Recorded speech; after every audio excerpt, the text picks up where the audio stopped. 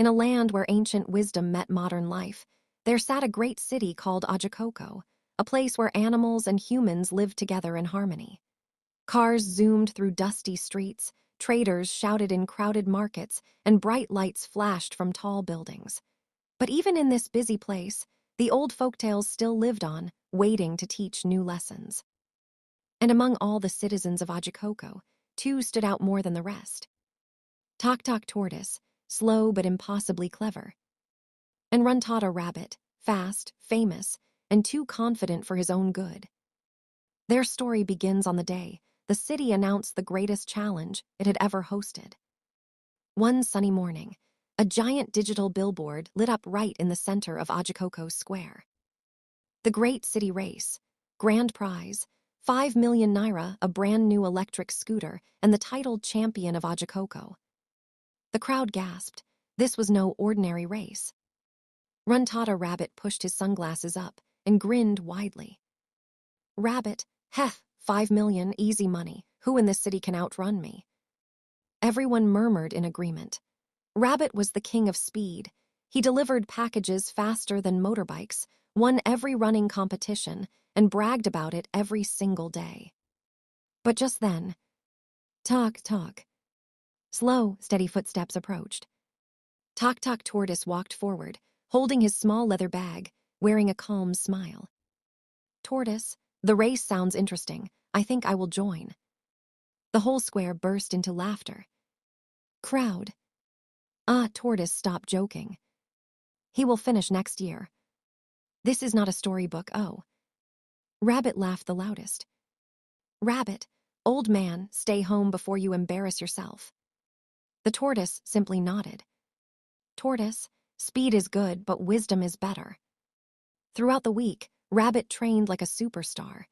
He live-streamed his practice, posted videos online, and bragged nonstop. Rabbit, watch out world, Runtata Rabbit is coming. But Tortoise, he didn't run. He didn't sweat. He didn't post anything online.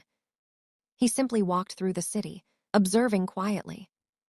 He studied shortcuts, alleyways, overhead bridges, traffic patterns, and even which roads became blocked at what time of day.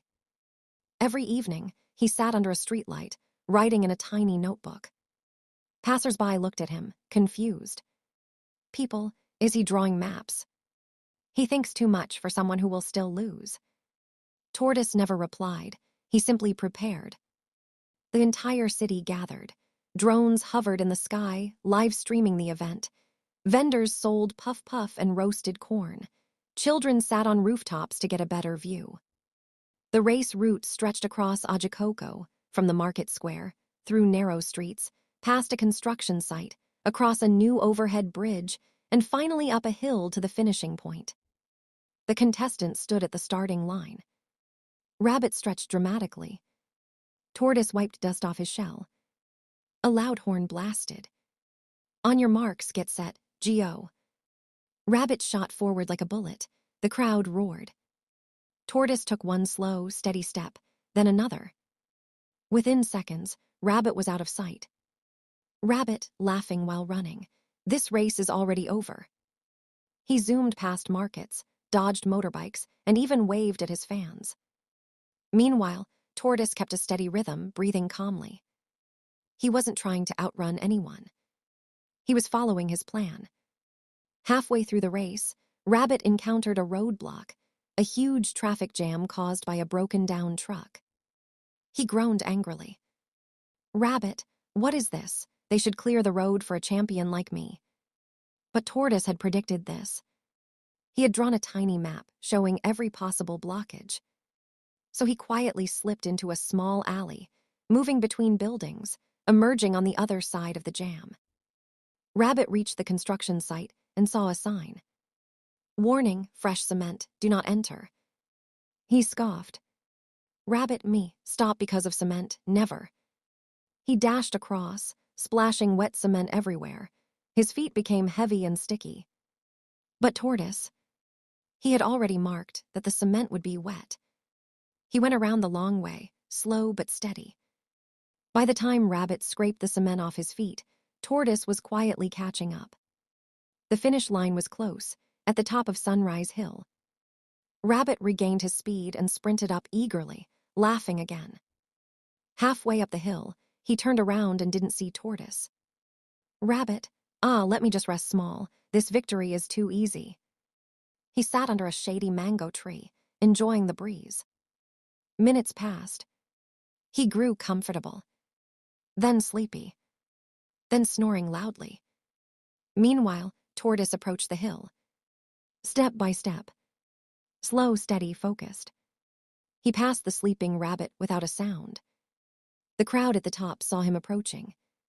Whispers turned into shouts. Crowd, it's Tortoise. It's really him. He's going to win. Rabbit jolted awake. Rabbit, what? He sprinted, but it was too late. Tortoise reached the top and crossed the finish line. The entire city erupted in celebration. The winner of the great city race, Tok Tortoise. Children danced, drummers played, traders cheered. Everyone admired the old tortoise who had outsmarted the fastest animal in Umuzi.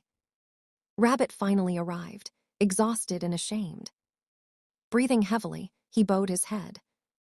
Rabbit, you beat me how? Tortoise smiled gently. Tortoise, fast legs are good, my friend, but a wise mind will reach the finish line. The crowd applauded. Moral of the story. In life, speed may open the door, but wisdom, patience, and strategy will lead you to true victory.